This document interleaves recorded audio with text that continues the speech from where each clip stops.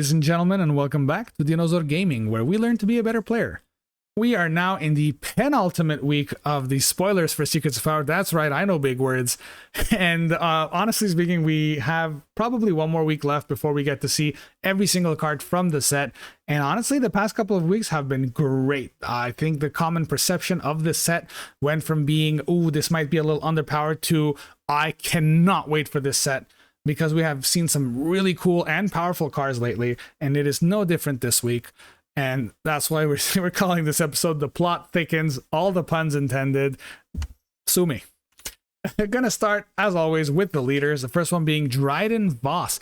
Command Villainy with an action that says tap, discard a card that costs 6 or more from your hand, and then you get to play a unit that costs 5 or less from your hand and give it ambush. Okay, giving something ambush is powerful. We have seen that very clearly with bases like Energy Conversion Lab or other cards like She and Flurry, Timely Intervention. And green is one of the colors that utilizes it best. But having to discard something that costs 6 or more, having to discard your big boys, your big late game cards in order to give some of your early cards some agency, some ambush, is a tough ask, especially in a color that normally doesn't have a lot of card draw. Borderline, none of it sees any play whatsoever. So if you don't somehow have a ton of ways to regenerate your cards, you use this ability twice and that's it. You're out of cards in your hand. You just cannot do it. Maybe you can push it for a third time, but at that point you're at 0 cards in hand. You just can't play anymore. So that is a very, very big hindrance on this, but giving ambush is strong. So I guess if you're using this at the perfect time, if you ambush out a Rook to kill something big and then it survives, next turn you do it again to kill something else, okay. Now that said, needing to do this on a 5 cost or less is pretty bad, because most of the good units that you'd want to ambush cost 6. You know, you have the new Vader, we have Anakin, Reinforcement Walker costs more than that. On the flip side, however, he doesn't have that same limitation. So he flips at 7 as a 5/7. We'll get to that in a second, but essentially he says action, discard any card from your hand, no longer needs to be 6 or more, and then play a unit from your hand, no cost requirements, and it gains ambush for this phase. That's good for Reinforcement Walker or any of your big ships like an Avenger or a Devastator. But most of the good late game green cards already have either ambush or good when played effects that they'll come in and do something anyways. You don't need to give them more ambush. So I think this is a little bit overkill. And now going to its stats, 7 cost 5/7 isn't good. 5 cost leaders have 7 health, and those are the good ones.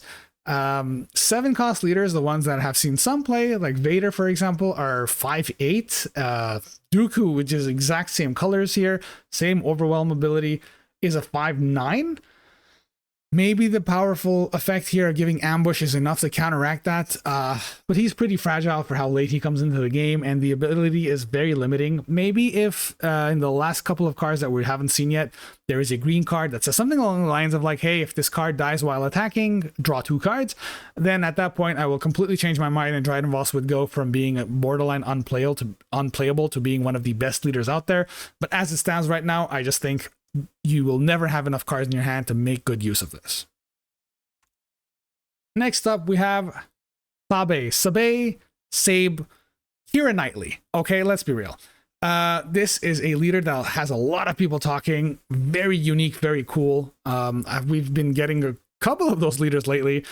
So she is in Cunning Heroism, and says when a friendly unit deals combat damage to a base, you may exhaust this leader. If you do, look at the top 2 cards of the defending player's deck, discard one of those cards, put the other back on top. So considering that most people aren't drawing extra cards during their phases, yes, some decks do, but most of them don't.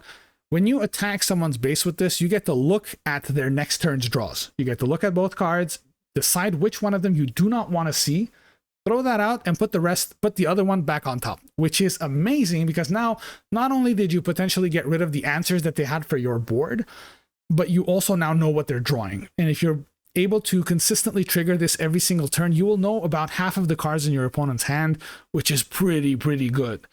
And as if that's not enough, she deploys on 5 as a 3/6 raid 1, so essentially a 4/6. That's pretty much to be expected for 5 costs. And when this unit deals combat damage to a base, look at the defending player's hand. So now you know more than 50% of their hand. You may discard a card from it. If you do, that player draws a card. And if you have triggered her ability, you know what card they are drawing. So you can pretty much deny their base, their play for the turn while hitting their base. Honestly, very, very strong effect. I think this is one of those leaders that is going to be played in so many ways. I know a lot of people are going to be experimenting with her. Some people are considering playing her as a mill deck. I don't think that's the way to do it, because if you've hit your opponent's base 10 times, enough to mill them out, you've probably dealt enough damage to kill them. So your win condition is not mill anymore. But if you're playing this in something like an aggro shell, and you're constantly looking at the top 2 cards of their deck and removing anything that has restore, healing, or board wipes, it can feel really overwhelming for your opponent, not knowing that their answers are right there at the tip of their tongue, but they just cannot use them. She's a leader that we're going to be seeing a lot of experimentation with, and I think somebody will break her. She is very, very cool. Next up, we have Condemn in Vigilance Villainy, an upgrade with +0/+0. Okay. While an attached unit is attacking, it gains on attack. The defending player may disclose blue-black, and if they do, this unit gets -6 for the attack and loses all other abilities. That's a lot of hoops to jump through to say your opponent's unit shouldn't attack you. The extra bit of losing all abilities is cute because it kind of prevents things like Super Laser Technician from attacking and suiciding, I guess, but it doesn't prevent when attacking because it's the same timing, so they get to still trigger those. Ooh, there's a lot going on with this card. It's not the end of the world. It's kind of like Frozen in Carbonite, but for blue villainy. That card saw almost no play. I don't think this will see any serious play, but it's a nice tool to have in Limited, I suppose. Next up, we have Galen Urso. You'll never win. 4 cost, Vigilance, Heroism, 3/5. Imperial, when played, name a card while this unit is in play. Each non-leader card an opponent owns with that name, including those not in play, loses all abilities and plot. Okay, this is an interesting card because when I first read it, my initial reaction was, oh, it's a worse regional governor. You're not actually preventing them from playing that card, it's just losing all abilities. Which, if it was just that, it would be absolute trash garbage. However, upon rereading this, what's very interesting is that you can hit things that you normally would not be able to with other cards like Regional Governor. Let me explain. Let's say you are playing against a Force deck. You're playing against Talzin, right? Well, you drop this and you name their base, well, they can no longer generate the Force. That base lost its abilities. That is insane.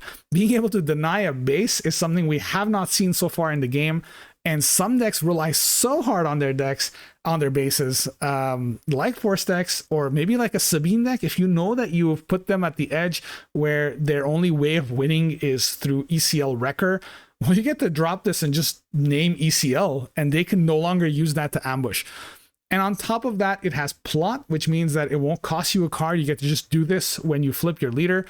And I mean, just that fact makes it very interesting because you get to flip your leader and name something like Rival's Fall to make sure that your leader won't immediately die, which makes this very interesting and at the very least a fantastic sideboard card. There's even some other like niche situations. If the spy deck that the developers are talking about does pop off, and everybody's playing like a ton of spies, your opponent has 6 spies in play, well, you get to just name spy token here, and all of those just become 0/2s. They lose their raid. They're useless, don't do anything. I think Galen Urso is one of those cards that's going to surprise people a lot, and some very creative, good players will make great use of him. Next up, we have Diplomatic Immunity, 2 cost, Heroism, Vigilance. Attached unit gains when this unit is attacked. You may disclose double blue, double white. If you do, the attacker gains -2 attack for this attack. And +2/+2. Okay, I guess this is a build your own chariot, right? I mean, you get to put it on one of your sentinels ideally and make it so that no matter what they're attacking with, it's always going to hit less hard. We saw how effective Chariot was in denying your opponent from getting through, and in theory, that's great. This is kind of like Boba's armor, and we saw how good Boba's armor were, so imagine putting that on one of your units that's not necessarily Boba Fett. In theory, this is good. but needing to always show a minimum of 2 cards to your opponent when you do this could be limiting. Not impossible, and I think the requirement is just okay enough for this to be a overwhelming, dominating card in limited. Like if you put this on one of your sentinels or on your leader in limited, and there's no easy removal, your opponent would just lose the game. But I think overall, the hoops that you need to jump through for this as well, there's just so many constraints. It's going to make this not see any serious play. Wilrow Hood. 3 cost, 2/5. While this unit has exactly 1 friendly upgrade on it, that upgrade can't be defeated or returned to hand by enemy card abilities. Okay, very interesting. Clearly we want this man to have a lightsaber, because 3 cost, 2/5 is okay. It's not great. We've seen that some 2 costs have that stat line. So something that you can put an upgrade on and not be worried is very interesting. You get to put a Jedi lightsaber on this and immediately make it a 3/8, I guess. At that point, they need to deal with it some way. But the thing is, upgrade removal is a plenty. So this is an interesting way to bypass that. However, this doesn't prevent it from dying. It just prevents the upgrade from being removed. So if you are going to upgrade this into a 5/8, like we mentioned, their opponent can just say, ha, fell the dragon. They still 2-for-1 you. They can still waylay this card, not the upgrade. It's okay. It's almost strictly a limited card. Next up, we have the Eye of Aldani. At the start of the next action phase, for each enemy unit, its controller must pay 1 or exhaust that unit. Okay, this should have been a legendary. This is good. This is interesting. Essentially, you're going to be paying 1 resource to get at least 1 resource out from your opponent. In a world where your opponent has 3 units in play, maybe they have 2 good ones, or they have their leader and 1 unit, and maybe a spy token. Sure, you get to drop this, and on their next turn, they need to pay 3 resources to keep doing what they want to do. And if not, well, you just stalled for another turn. And what color wants to stall until late game? It's blue. It's a Vigilance. And this is not tied to heroism or villainy, so anybody can use it.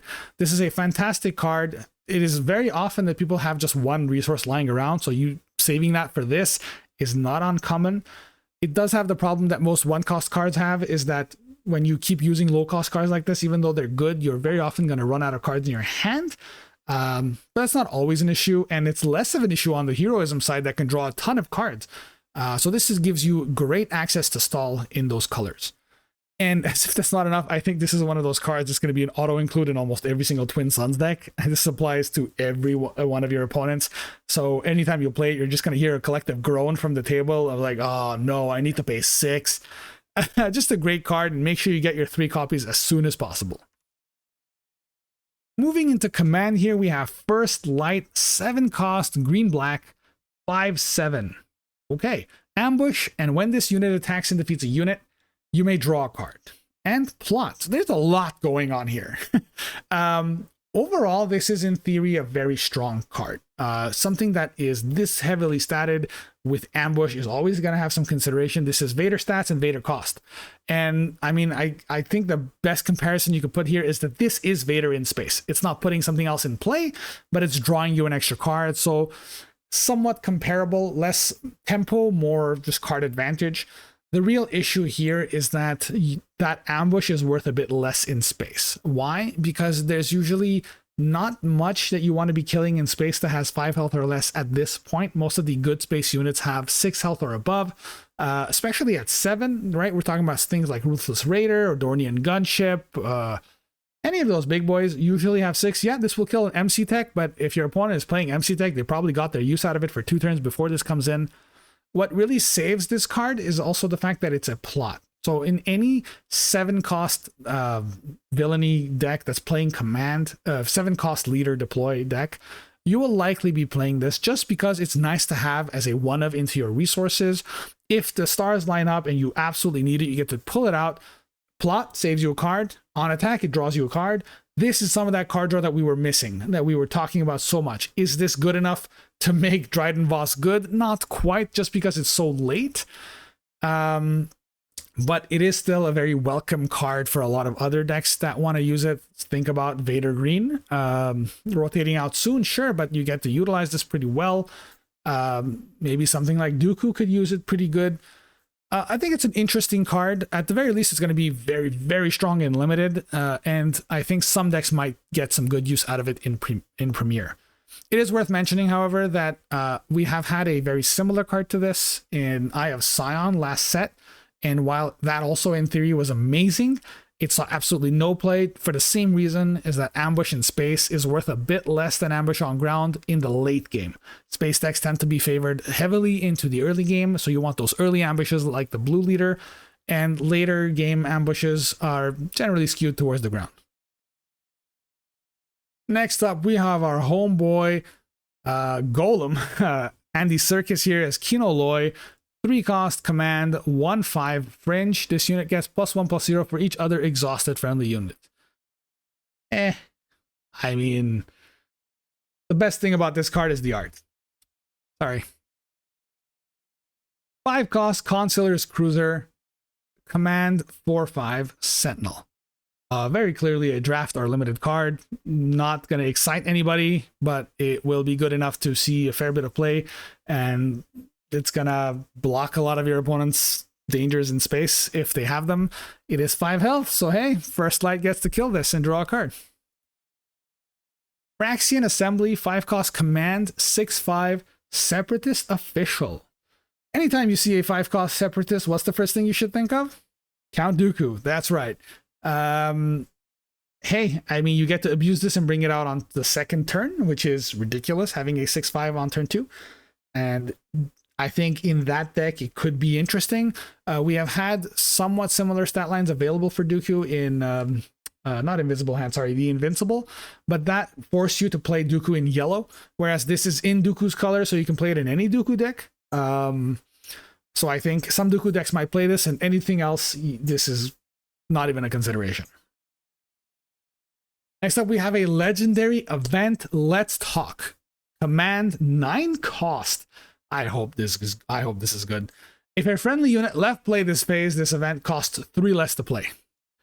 Each friendly unit captures an enemy non-leader unit in the same arena. Okay, FFG, let's talk. What is this? You have tried this effect so many times before. You had another legendary do this for 4 in the second set.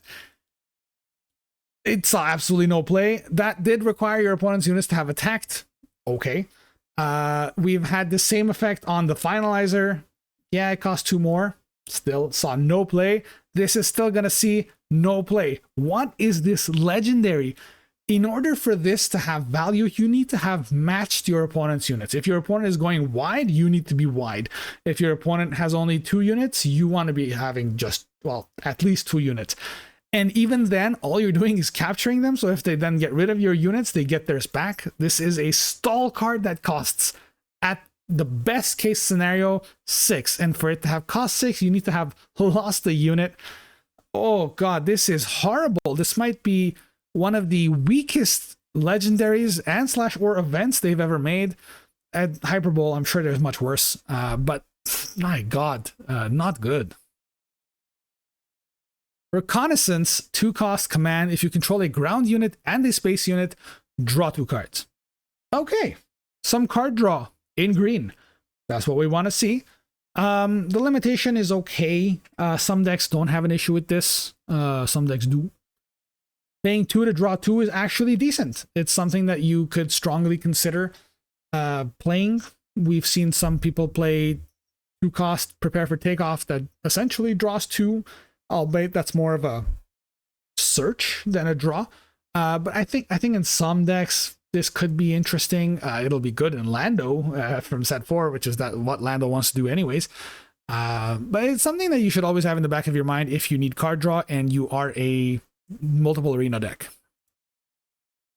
Moving into aggression here, we have Valiant Commando. Red, white, 3-cost, 3/3 Rebel Trooper. When this unit deals combat damage to a base, you may defeat this unit. If you do, deal 3 damage to that base. So first off, let's be real. 3-cost, 3/3 is not good. That's a 2-cost stat, so you're already behind on the curve. But when it deals combat damage to a base, killing itself to deal an extra 3 damage is very interesting. It is giving you extra layers of reach, I suppose, in a color that wants it.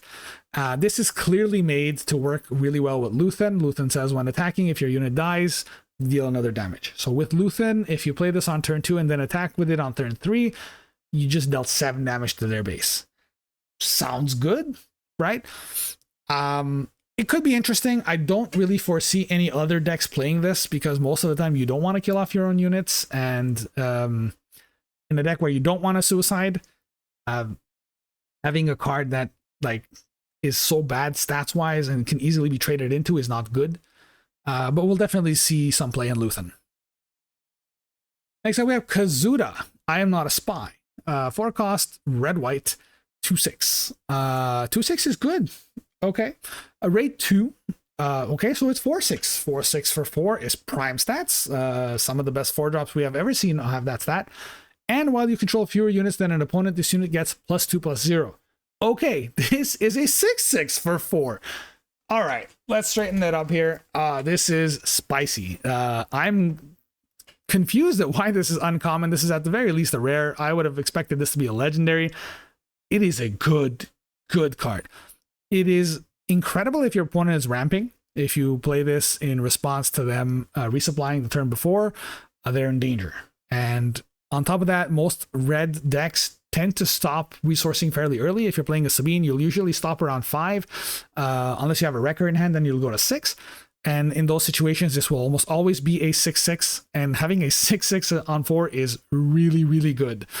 This is a fantastic card, and it will have quite the impact on the meta. Inner Rim Coalition, 6 cost, red white, 6/5. Republic official. When defeated, you may ready a unit that costs 5 or less. I mean, readying a unit is good. There's no power requirement, so that's good.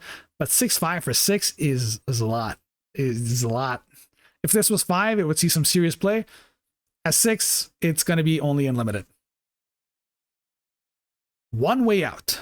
Attack with a unit, it gets +1/+0 and gains overwhelmed for this attack. All right. If it attacks a unit, the defender loses all abilities for this attack. Not all right. That is good. That is amazing. Are you tired of super laser technicians? Well, I have the answer for you. Just shoot them in the face while you walk out. This is insane. Clearly, it's the card that's made for super laser technician or any other of those low cost, low health units that have when defeated abilities. This is a really good card. At the very least, this is a strong consideration into your sideboard against things like Super Laser Technician or Night Sister Warrior, or hey, potentially even Legacy Run, because this is not ground unit. It is so good. And the fact that it gives you Overwhelm as well makes it so you're not really wasting your attack. You're still getting through. It's honestly very interesting, and I think it's a card that we're going to see a lot of. We saw that Force Lightning is really deadly because of this. Yes, Force Lightning has some other applications as well, but this is in its own way a very strong contender for another ability blanketing card. Next up, we have Oppression Breeds Rebellion. If a 3 cost red white, if a friendly unit was defeated while attacking this phase, draw 3 cards. Okay, this might have just said Luthen's draw power. Some of these cards are very clearly made for a single leader in mind, and this is one of them. There's a lot of cards we're seeing that have the same clause of if a friendly unit was defeated while attacking.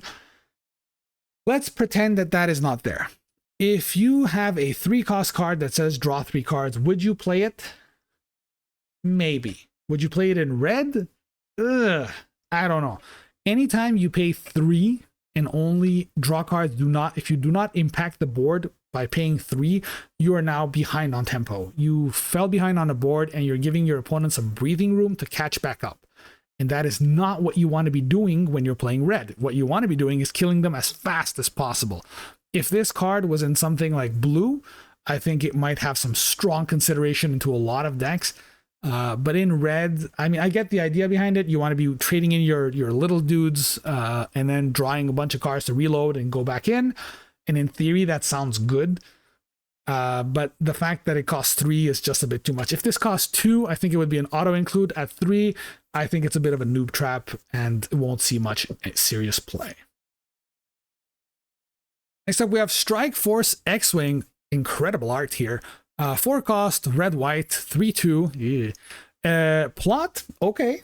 And when played, you may deal 2 damage to a ready unit. All right. Very obvious comparison here is going to be to the TIE Fighter that we had in set 1 that does pretty much the same thing. It was a 4 cost, red, black, 3/2 that says when played, deal 3 damage to a space unit. I should know the name of it considering I've played it for about a year and a half, but that's just not me. This is very similar, except it'll deal the damage to any arena, but the unit needs to be ready. I mean, okay, the plot on it is interesting because it's essentially reading draw 1, but I think this card is just missing a little oomph to be good. The fact that it needs to hit a ready unit hurts it quite a bit. 2 damage is not insignificant, but it's not enough to be warranting that big of a drop in stats. At 4 costs, you're expecting something to have about 5 in health, ideally more, but hey. So losing out on potentially 3 toughness and 1 power for that 2 damage to a specifically ready unit isn't great. It might see some minor play. Who am I kidding? No, I don't think so. I think this is one of those cards that was nerfed just a little bit before release, just a little bit too much, and it won't see any serious play. But it is a good card in limited. Limited, you don't have a lot of removal tools, so just having anything that works sometimes is good enough. Pursue the Lead. 2 cost, aggression, choose a player. That player discards a card from their hand. If it costs 3 or less, create a spy token. All right. So this is essentially not Spark of Rebellion, but I mean, I guess, you know what? Sure. This is Spark of Rebellion for red. And red, this does have the most discard tools, so just having an extra way to make your opponent discard is interesting. Force Throw died for this card's sins. It's just another arsenal in the discard decks if you absolutely want it, but I think it's one of the weaker discard cards out there. Next up, we have Outer Rim Constable, 2 cost, aggression, 3/1. When played, you may defeat an upgrade. Okay. Fang Fighter for 1 less at the cost of 1 health. Yes, absolutely. I am very happy about this because if Fang Fighter rotated out, I was going to be a sad boy. Now I'm a happy boy. This is amazing. This is arguably just way better than Fang Fighter. At this point, there's almost no reason for red decks to be running Confiscate. Just run this instead. Like, you're paying 1 more, but now you put a body in play that your opponent has to deal with. Yes, a lot of decks will have an easy time of dealing with this, like Padme or Quinlan or whatever. But I mean, look, this is a good effect and a great card. Get your copies as soon as you can. Aggressive Negotiations. I think this was a card from last week that I just forgot to talk about, but I want to talk about it because it's a really good card. So 3 cost, red, attack with a unit. For this attack, it gets +1/+0 for each card in your hand. Now, at its base, this essentially reads as 3 cost, attack with something that gets +3/+0, because normally you have 4 cards in your hand at the start of every turn. So in a normal deck, this is a surprise strike for 3. That sounds horrible because it is. However, in a lot of other decks that do focus on card draw, think about decks like Yoda or Thrawn 4 red. It's not unusual for them to have 8, 9, 10 cards in their hand. And if you have 10 cards in your hand, this reads attack with a unit, it gets +9. That's absurd. So this is a great finisher, reach, whatever you want to call it, for those decks that honestly, one of their main weaknesses was having reach in the first place. A lot of the time, a Yoda deck would like get to a point where they're doing okay on board, but they're not able to finish their opponent. And at that point, your opponent just catches up or just kills you. Well, this is a great way for you to just end the game when they're not expecting it. Same with Thrawn 4, right? Thrawn 4 has a lot of cards that say when defeated, draw a card, and they double that up. So sometimes they just end up with 10 cards in their hand, but they don't have a way to close out the game instantly. Well, this gives them an answer. Yes, +9 is a pipe dream, let's be real. But even if you're attacking with a unit with +6, that's insane. Because it's not just hitting them for 6. If you do this on like a Ruthless Raider and you give them +6, you just hit them for 10. Yeah. Moving into Cunning here, Garindan, whatever. 2 cost, yellow black, 1/3 Underworld. When played, name a card, look at an opponent's hand and discard a a card with that name from it, and plot. Okay, so this is Bazine. I mean, no, this is Spark of Rebellion on legs, right? I like the little bit of a balancing that they did here. Now you can't look at your opponent's hand first. You have to name a card and then you have to see if they have it. So it kind of has like some Chimera vibes going here. But while that would normally be a big limitation, one of this set's main mechanics is disclose. So your opponent discloses something, well, write it down somewhere. You're allowed to, or keep it in mind and then play Garindan and tell them to drop that immediately. Stop, drop, and roll. And on top of that, this has plot, so you get to do it whenever you want. Either just play this from your hand or bring it out when your leader deploys. I think it's just going to be a fantastic card. I don't see why you wouldn't play this unless Disclose is completely unusable. And even if it is, yellow has a lot of cards that look at your opponent's hand, so just do that once and then spam some Garindans, empty their hand. General Grievous, my homeboy, 2-cost, yellow black, 3/3 separatist official. So far, I love this. Hidden, oh my god. When his unit is attacked, return him to his owner's hand. Why? Oh man, 2-cost 3/3 is amazing. Let's be real, it's the best stat line you could ask for, other than Gungi for some reason, the god of 2-drops. 3/3 for 2 is great, and hidden is good, but when it is attacked, it immediately comes to your hand. So essentially, I guess it is like a permanent sentinel. You put this down, your opponent has to hit it with something, it goes back to your hand, you put it back down, rinse and repeat. Sounds okay. Not something yellow wants to do. Yellow wants to maintain momentum. If you start the game with the initiative and you drop this, and then on the next turn you attack, whether you're attacking a unit or a base, doesn't matter. I guess it could be interesting if you have the initiative, play this, your opponent drops a unit, you then attack that unit and kill it. If they try to attack you back, it goes back to your hand, so you didn't actually lose the card. In theory, this could be okay, but I think in a color that wants tempo, having a card like this that's anti-tempo, no bueno. Lurking Snub Fighter, 3-cost, yellow-black, 2/3, Underworld Vehicle Fighter. Okay. When played, you may exhaust a unit. All right. Cartel Spacer for 1 more. And plot. All right. I mean, it's hard to argue. This is a very interesting card. Pretty good all around. We've seen this effect on something like Cartel Spacer, and that saw some fair play. Plot gives it a little extra card draw, I suppose, if I keep considering it that way. Underworld is nice. This could be good in Cat Bane. I think outside of that, you won't see too much of it. But honestly, having a way to exhaust one of your opponent's units when you deploy your leader is pretty good. With plot, we've all been considering the fact that usually whoever plots first ends up being stronger. If you're both deploying on the same turn, the first person plots out a bunch of units and their leader is ready, and then the second player plots out a bunch of units and their leader is ready. Now the first player's leader gets to attack first, potentially killing your leader.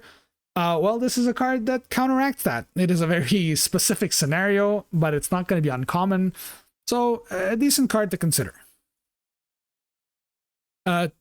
Moving into heroism here, we have Junior Senator, 2-cost, yellow-white, 3/2. When played, return an upgrade that costs 3 or less to its owner's hand.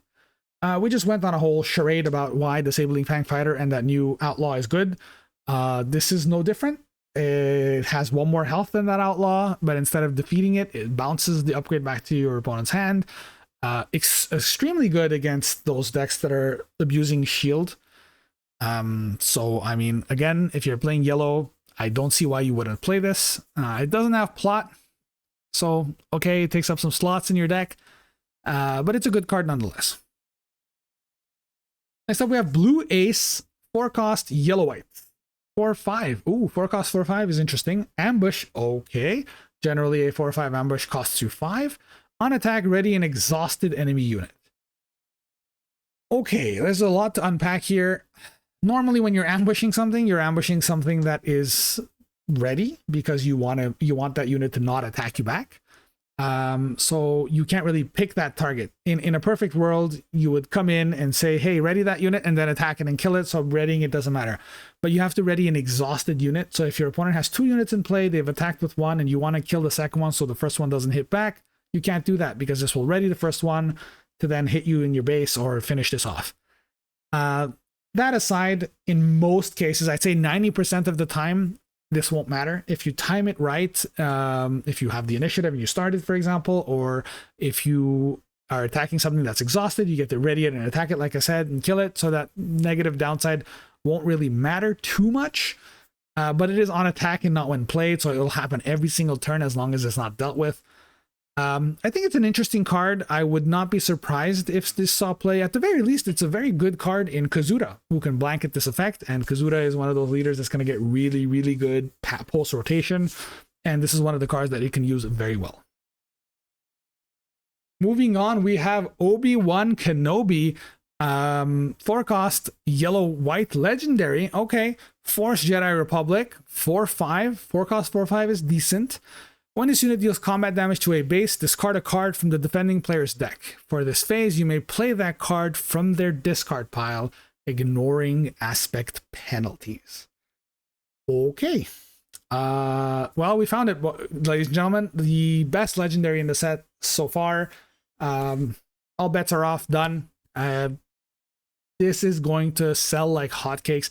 What a good card. 4/5 for 4 is decent. We have seen a lot of other cards for this cost played with those stat lines, even something a bit weaker like Ahsoka. We saw Kanan see some serious play, and this is going to be no different. A 4-cost 4/5 is not impossible to deal with, but this essentially reads, kill me now, or I play your own cards against you. And that's pretty good. In a color that doesn't have a lot of card draw, having a way to generate card draw in this case instead of card draw, it's just you're playing your opponent's card, so you're not playing your own. It's such a good effect. If this essentially read, when you deal combat damage to your opponent's base, draw a card, you would potentially play this. And this is even worse because you're milling out your opponent. As if that's not good enough, this is clearly meant to be played with Sabe, whatever. Keira Knightley, that new leader we just saw earlier today, because if you attack a base with this and you're using that leader, you get to trigger these in whatever sequence you want.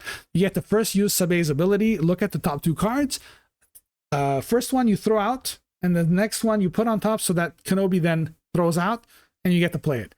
That's insane. Essentially, you're filtering through your opponent's deck. Oh, hey, I kind of want to play this right now. Okay, I'll take it. And that is a very frustrating ability for your opponents to deal with.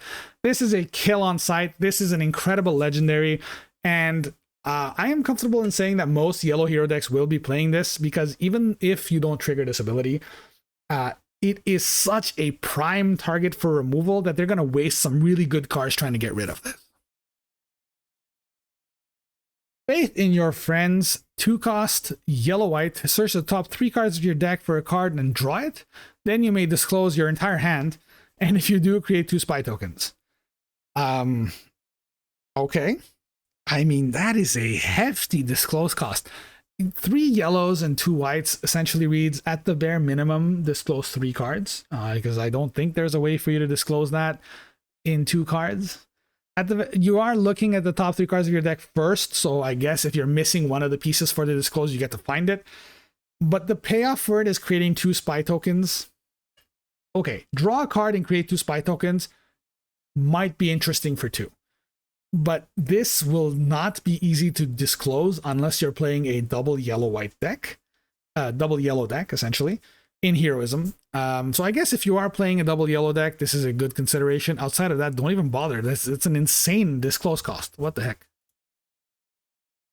Beguile, 3-cost, Cunning. Look at an opponent's hand, then choose a non-leader unit that opponent controls that costs 6 or less, and return it to its owner's hand. Okay, this is Waylay with extra steps. Get the first look at your opponent's hand. I guess this activates some other cards like Garindan that we saw earlier, and then you get to bounce something with the caveat that it has to be something that costs 6 or less. That's all right. How often are you bouncing something that costs more than 6? It's very rare. Most of the time it'll be something like a Reinforcement Walker or an Avenger.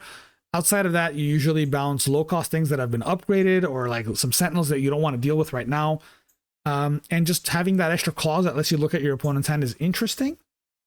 I think it is a fantastic replacement for Waylay once it rotates out next set. And for now, at the very least, it is a good replacement for it if you don't want to specifically play Whaley. Decent card. Implicate, 2-cost trick. Choose a unit for this phase. It gains Sentinel, and when this unit is attacked, create a spy token. Ah, yes, exactly what Cunning wants to do. Stall the game, make Sentinels. No, this card is in the wrong color. It'll see absolutely zero play. Do you even have sturdy Sentinels in yellow? Of course not, so you'd have to rely on your second color. I don't think so. Prove me wrong, but I think this is garbage. Shame it's a rare. Stolen Starpath unit, 1-cost yellow-white. Attached unit gains on attack, name a card. The defending player reveals their hand. For each card in their hand with that name, create a spy token with +1/+1. Okay. In the most average of cases, this will essentially create 1 spy token for you. In the miraculous case where your opponent has 2 of the same cards in their hand, you'll create 2 spy tokens. If you're playing some kind of 4-of-a-kind poker playing opponent, this will create you 4 spy tokens. But even then, first you need to know what's in their hand. Then you need to equip this. Then you need your unit that this is equipped to survive an attack. And then you'll get your spy tokens. And then you have to wait a turn to be able to use those spy tokens. Sorry, folks. Move on. Soulless one, Villainy, Cunning, 3-cost, 3/3. On attack, you may disclose yellow, yellow, black. If you do, ready 2 resources. All right, 3-cost, 3/3 is not good, but in space, it's a bit more forgiving. Readying 2 resources is interesting. If you have a way to maybe I don't know. The thing is that you need to play this on turn 2, and then it needs to survive to turn 3. And if it survives to turn 3, you need to first play something and then attack with this and disclose something to get your 2 resources back. So in a normal use case, this is pretty bad. It's very hard to make use of. But if you have a way to ambush this in, say, Trident Boss, that could be interesting, because now you attacked and you got 2 of your resources back. So this essentially reads 1-cost, 3/3 ambush. I mean, the ambush has to come from another source, but a 1-cost 3/3 sounds interesting, right?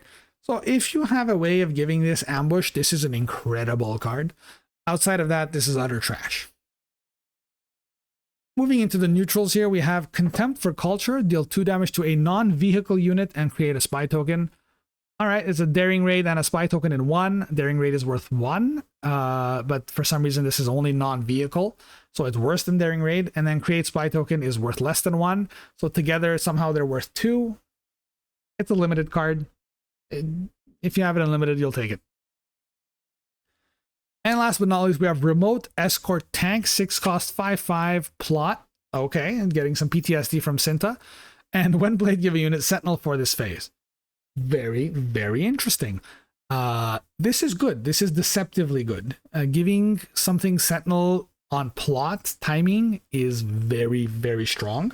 If your opponent has some kind of aggro deck and you get to immediately plot out your giant leader, let's say you're playing, I don't know, you're playing Padme, and you flip your Padme that has 8 health, and you plot this out and immediately give your Padme Sentinel, it's going to be very hard for your opponent to get through this. And this is not limited to ground arena. You can give a space unit. You can give itself Sentinel if you need to.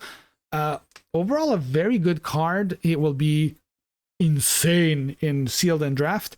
And I would not be surprised if some decks use this in Premiere.